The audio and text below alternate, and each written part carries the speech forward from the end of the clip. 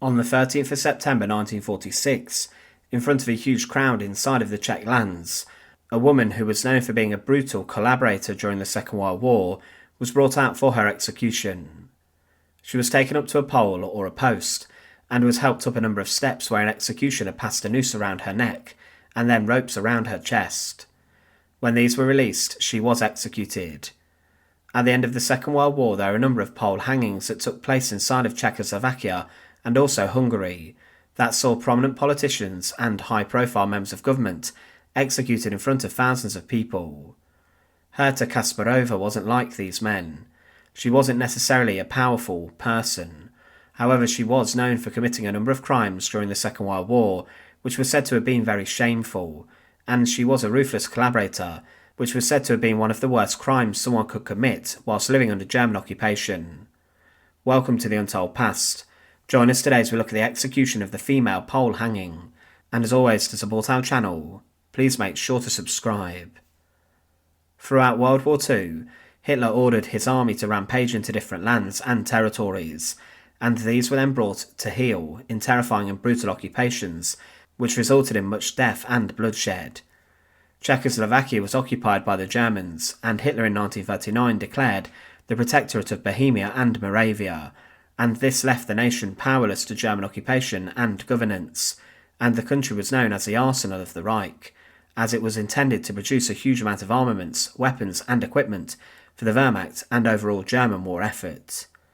Ruthless Nazi overseers such as Reinhard Heydrich were brought in to oversee these nations, and he brought with him a reign of terror which was intended to keep the country productive and to keep the Czech people at heel. Terrifying persecution laws were brought in, and it was common to see people hanging in the streets to send a clear message to people to stay in submission and to not resist. Herta Kasperova was born on the 21st of June 1923 in the town of Trieste, and her father had a humble job working on the railways. However, Herta from birth suffered a disability, and she walked with a limp caused by her right leg, and because of this, while she was at school she was bullied and treated terribly by other students. Her family spoke Czech and also German, and because of this, when Hitler seized control of the Sudetenland following the Munich conference, she and her family were seen as favourable by Hitler. He wanted German families to live inside of these lands, and Herta was given Reich citizenship because of her German origins and roots. She was of dual nationality and was also part of Hitler's Reich. She even changed her surname to Kasper to make it sound more German too. But in 1940, she started a new job inside of an office of the German criminal police in a town named Jihava, and she served as an interpreter. As she could speak Czech and German, she was seen as useful by the Gestapo, and with this she was involved in interrogations of many Czech people who were suspected of being involved in the resistance, and because of this she was now openly collaborating with the Nazi enemy. The Gestapo were known for roughly treating those who were suspected of being in defiance to the Nazi regime, and many people were tortured to death or were executed for their involvement. Herta was now involved in the business of working for the Gestapo, and she was an important cog in securing the deaths of many Czech people. Many of those who worked with the Gestapo, the SS or the Nazis in any capacity were seen as the worst of the worst, and many were hunted at the end of the war to be executed for their collaboration with the enemy. She continued to translate for the Germans for a number of years, but at the end of the Second World War, as the Red Army were moving towards Herta's hometown, she quickly left her job and went back to living with her parents in Trieste. But after the Prague Uprising, there were many different pockets of resistance in Trieste, and they targeted those who had helped the Germans throughout the occupation. Different Wehrmacht units then arrived to free a number of imprisoned German people, and Herta Kasperova spoke to the German soldiers about the fact her house had been broken into. She even then identified a number of men and boys who had stolen items, and for this action she chose 11 people, and all of those 11 that Herta had chosen were then dragged out to the courtyard of the town hall in her hometown, and they were then executed by a firing squad alongside a number of other rebels.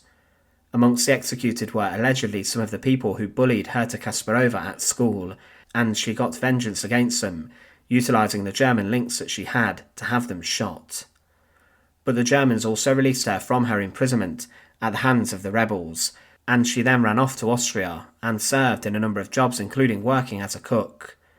But part of her employment saw her working for the Red Army, her enemy. However, in February 1946, she was arrested and was then sent to Czechoslovakia to stand charges relating to being a collaborator with the Germans. She was placed on trial for the work she conducted alongside the Gestapo as an interpreter, and also as someone who was responsible for the executions of those who she had personally identified. At her trial, Herta stated that, "I know that I caused the death of several people. I acted out of revenge." She was vengeful, and she knew she would be condemned. The court confirmed her darkest fears and sentenced her to death for collaborating with the Nazis and for treason against the Czechs.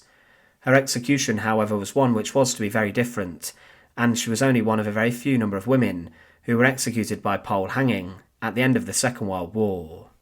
Pole hanging as an execution method was common in Czechoslovakia and Hungary at the end of the war, and a number of high-ranking politicians and government officials were executed in this manner instead of using a gallows. Herta Kasperova was executed that evening after her death sentence had been given to her. She was walked outside to a meadow on the outskirts of Trieste, close to the castle. On the day before, the head of the Nazi offices inside of the town was executed in the very same way, and Herta was brought out in front of the huge crowd. The pole-hanging post was 3 meters tall and it was 60 centimeters wide. When she was led up to the post, she lost her calm composure, and Herta began to scream and shout for her life, and she even fell to the floor as her knees began to shake so much. She had to be carried to the execution post by the guards who were with her. Herta wore a short dress to her execution, and she continued to cry and scream as she was led up to the execution post. The executioners, seeing her panic, began to work quickly, but they also made sure that everything would be performed correctly and professionally. With pole hanging, it relied on a number of steps, and they fastened a leather strap around her chest, which held her in place and in position in the air on the post briefly. The executioner then secured the rope around her legs and passed it through a pulley system, as well as making sure that Herta Kasperova's arms were secured together to prevent a cleaner small drop. He then secured the noose around her neck and then checked his work before he signalled that he was ready. The hangman was stood on the step behind her post, and the sign was given to the assistant to release the drop, and he did so. The executioner guided Herta's neck with his hand and dislocated her neck, and with this she began to twitch and move side to side. But there was a problem as her head began to move significantly, and it took a number of minutes for her to be confirmed dead. A number of Czech doctors came over to her remains, and they checked for a heartbeat, but there was nothing. With this, Herta was then cut down, and she was placed inside of a cheap coffin that lay under the pole, and within the coffin, some person had even placed a number of flowers within the wooden box for her. Her remains were carried into the central cemetery in Jihlava, and she was interred alongside a number of German soldiers who had died in the local area fighting during the war. And it's interesting that she was buried in this place, as they saw her as the enemy, even in her death. The execution of Herta Kasperova was a huge event for the people in the town of Trieste, and people even brought tickets to secure the best position to see her death. It was almost like a medieval carnival, and for those inside of the Czech town, she was seen as the enemy, and someone who carried out the evils of the German army, and helped the Nazis with their persecuting work.